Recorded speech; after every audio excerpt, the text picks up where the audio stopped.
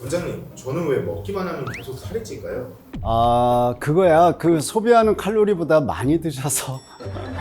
제 친구 중에 한 명은 저랑 똑같이 먹고 운동도 잘 안 하거든요. 근데 살이 잘 안 찌더라고요. 이런 건 뭐 체질 이런 탓인가요? 아마 그분은 지방 전환율 자체가 낮은 분 같네요. 이런 분들은 똑같이 먹거나 많이 먹어도 살이 잘 안 찌죠. 그럼 오늘은 지방 전환율을 낮게 만들어서 많이 먹어도 살이 쉽게 찌지 않는 몸을 만들 수 있는 방법에 대해서 알려드릴게요.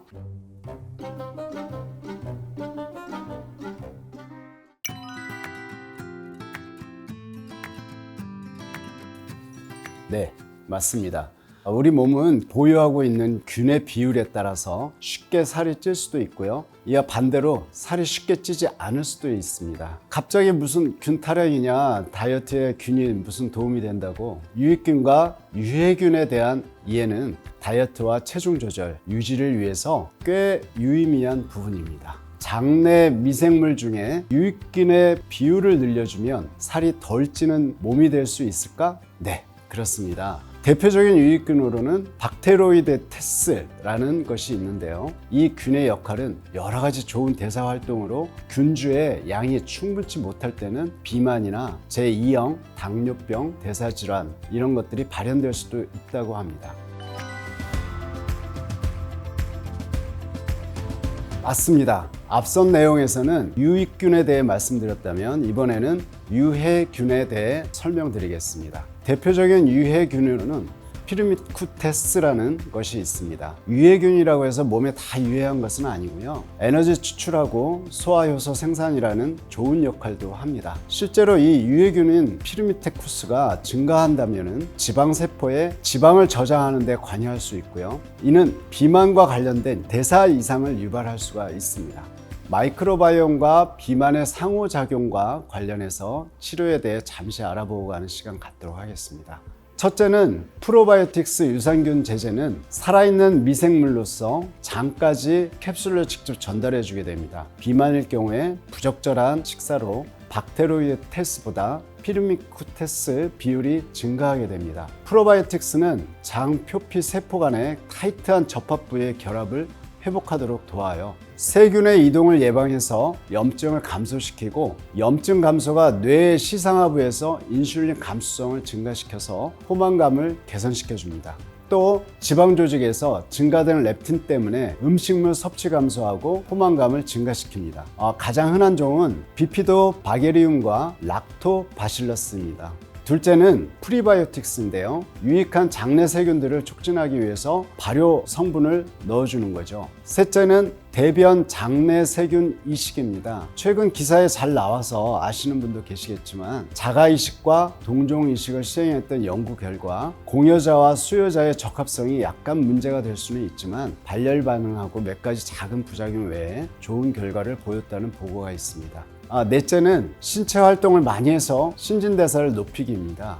즉 몸의 발열을 일으키는 활동입니다. 계단 오르기, 작업이나 휴식 시간, 짧은 산책하기, 작은 청소들, 먼지 털기나 또는 자전거 이용하기, 아령, 악력기, 자주 일어나서 스트레칭하기 이런 거죠. 식욕을 조절하는 렙틴의 분비를 어떻게 조절할 수 있을까? 렙틴은 식욕을 억제해서 과식이나 폭식 같은 거를 억제하는 기능을 하는 호르몬입니다. 그런데 지방세포에서 분비되는 렙틴의 신호를 받고도 포만 중추가 반응을 하지 않으면 이를 렙틴 저항성이라고 부릅니다. 이 렙틴 저항성이 생기면 우리 뇌는 과식이나 폭식 등에 대한 억제력을 잃게 되고 이로 인해서 몸에 필요한 양 이상의 음식물과 영양분을 과다하게 섭취하게 되면서 비만이 유발하게 되는 거죠. 그럼 식욕을 억제하는 렙틴의 분비를 어떻게 조절할 수 있을까요? 우선 렙틴 저항성을 높이는 원인들을 알아야 이를 개선할 수 있겠죠. 렙틴 과잉 노출,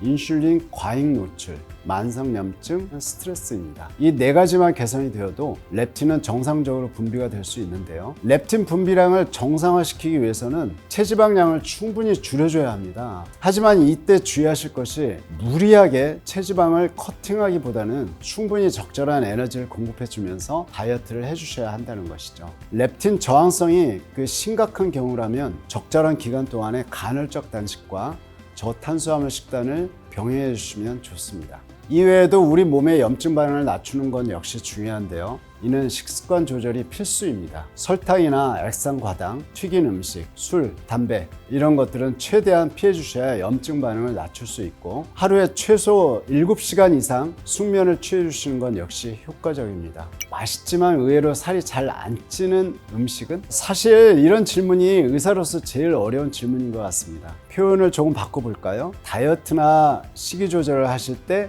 영양소를 충분히 공급받으면서도 살이 은근히 덜 찌는 그러한 음식들, 지금부터 제가 말씀드리는 이 음식들이 살이 안 찐다는 게 아닙니다. 오해 마세요. 첫째, 햄버거입니다. 햄버거를 떠올리면 미국의 초고도비만 환자들의 주식이라는 생각이 가장 먼저 떠오르실 것 같은데요. 사실 햄버거는 다이어트 할 때 의외로 괜찮은 음식입니다. 우선 패티로 사용하는 그 고기 그리고 부속물들로 들어가는 다량의 채소, 거기에 빵까지 단백질하고 식이섬유, 지방, 탄수화물까지 우리가 몸에 꼭 필요한 영양분들을 다 갖춘 완전 식품이라고 할 수 있을 정도로 영양분이 풍부하게 들어있는데요. 다만 패티의 질이 너무 나쁘거나 튀긴 닭 패티를 썼다거나 혹은 함께 들어가 있는 소스가 너무 짜거나 달거나 이러지만 않는다면 의외로 괜찮은 음식이라 할 수 있습니다. 둘째, 그릭 요거트입니다. 대표적인 다이어트 음식 중 하나죠. 단백질과 유지방이 풍부하게 함유되어 있어서 영양분이 충분합니다. 그릭 요거트에는 여러 토핑들을 곁들여서 드시잖아요. 보통 딸기나 블루베리 이런 거, 과일, 아몬드, 귀리, 영양학적으로 아주 훌륭하다고 할 수 있습니다. 다만 그릭 요거트 중에는 당류가 높고 지방류가 높은 제품들이 있는데 이런 제품들보다는 최대한 플레인 제품을 드시는 것이 좋겠습니다. 셋째, 회나 흰살 생선 요리입니다. 여기에는 단백질의 함량이 아주 높고 불포화 지방이나 지방의 함량이 낮고 탄수화물 역시 함량이 낮습니다. 지나치게 맵고 짠 소스로 졸여서 만든 그러한 생선 조림이라거나 양념을 하고 간장 등을 찍어 먹는 초밥 등은 그렇게까지 도움이 되지는 않습니다. 넷째, 채소와 과일입니다. 채소는 저칼로리이면서 영양가가 풍부하고 특히 녹색 채소하고 뿌리 채소는 소화에 도움되고 포만감 유지에 아주 도움이 되죠. 과일은 당분이 포함되어 있지만 높은 수분 함량하고 식이섬유로 포만감을 유지하는 데 도움이 됩니다. 다섯째, 닭가슴살과 계란입니다. 저지방과 고단백 식품으로 칼로리가 낮고 포만도가 유지되는 데 도움이 됩니다. 다양한 조리법으로 맛을 낼 수 있어 더욱 좋죠. 원장님, 뚱뚱한 사람은 무조건 렙틴 저항성이 높은 편인가요? 모든 뚱뚱한 사람이 렙틴 저항성이 높다고 말할 수는 없어요. 렙틴 저항성은 각 개인의 대사 체계하고 생활 습관, 그 다음에 유전적 요인 이런 거에 따라 다 다를 수가 있죠. 렙틴 저항성은 비만과 관련이 있을 수 있지만 비만인 모두가 그런 건 아닙니다. 프로바이오틱스와 같은 유산균 건강기능식품들이 유익균 비율을 높여주는 데 도움이 될까요? 맞아요. 현재로서는 비만인 분이나 그렇지 않은 분들께 꼭 추천드리고 싶습니다. 먹방 유튜버들은 되게 많이 먹는데도 살이 잘 안 찌잖아요. 유익균의 비율이 굉장히 높아서 그런 건가요? 유익균의 존재가 그중 하나일 수 있습니다. 하지만 먹방 유튜버들이 살이 잘 찌지 않는 이유는 오직 장내 미생물의 영양만으로 설명되는 건 아니죠. 유전적 요인도 있고 또 신진대사 속도 차이가 있고 식사 후의 활동 수준 이런 것이 있을 수 있겠죠. 오늘 말씀드린 내용은 많이 먹어도 살이 잘 찌지 않는 몸에 대한 주제에 대해서 알아봤습니다. 더욱 궁금하신 내용이 있으시면 댓글에 남겨주시기 바라겠습니다. 감사합니다.